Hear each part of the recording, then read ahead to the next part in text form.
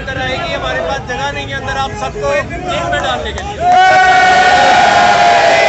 ऐसे नहीं होएगा, अगर गिरफ्तार करना है तो सब ये अगर आपके पास जगह नहीं है कैंप में तो कोई बात नहीं, हमारे कारकुन छतों पे सो जाएंगे।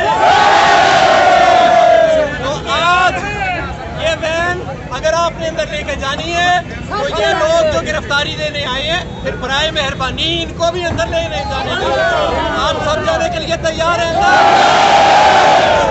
और मुझे हजारों लोगों का टेलीफोन आ रहा है, शेख इम्तियाज साहब सदर लाहौर कह रहे हैं कि हमारे तमाम कारकुन यहाँ पहुंच रहे हैं गिरफ्तारी देने के लिए। तो अगर आपके पास कैंप जेल में जगह नहीं है और अगर आपके पास जेलों में जगह नहीं है तो पंगे क्यों लेते थे, अकेले को पकड़ के तशद्दुद क्यों करते थे, अगर जगह नहीं थी तो फिर क्यों करते थे ऐसे। अब ये जिद्दोजहद का आगाज हो चुका है और ये सिर्फ लाहौर है, पेशावर, कराची, गुजरांवाला, खुशाब, कोयटा, सवाबी, गवादर, हर जगह पर ये जेल भरो तहरीक जो है वो शुरू हो चुकी है। तो मेरे दोस्तों साथियों, हम सब यहाँ मौजूद हैं और हम सब अंदर साथ जाएंगे गिरफ्तारी से।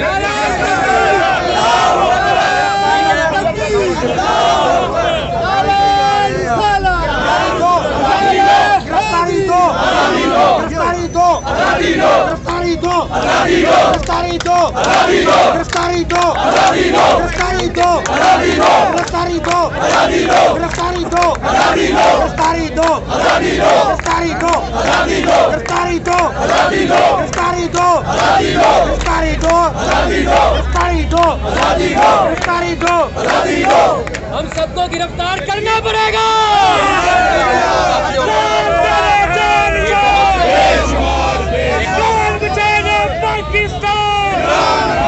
मैं आपको ये बताना चाह रहा हूँ कि ये हम जो जिद्दोजहद कर रहे हैं, हमारी मरकजी क़यादत जो मौजूद है इस वक्त प्रिजन वैन के अंदर, जिसमें कप्तान का नायब कप्तान शामिल, कुरैशी शामिल, असद उमर शामिल। उसकी क्या वजह है?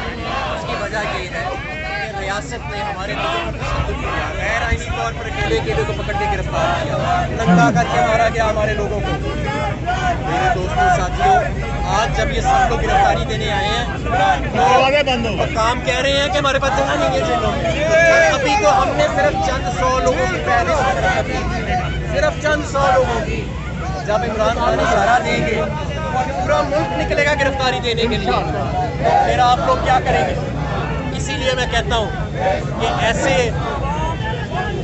एक बिल्कुल ही मसनूई किस्म की हुकूमतें कभी कामयाब नहीं हो सकती। इम्पोर्टेड हुकूमत लोगों में मौजूद है, कानून में मौजूद है, जिनका नायब बाकियात है। तो हम यहाँ मौजूद हैं, हमारे कारकुन इकट्ठे हो रहे हैं और इस प्रिजन वैन के साथ अपनी क़यादत के साथ सब अंदर गिरफ्तार।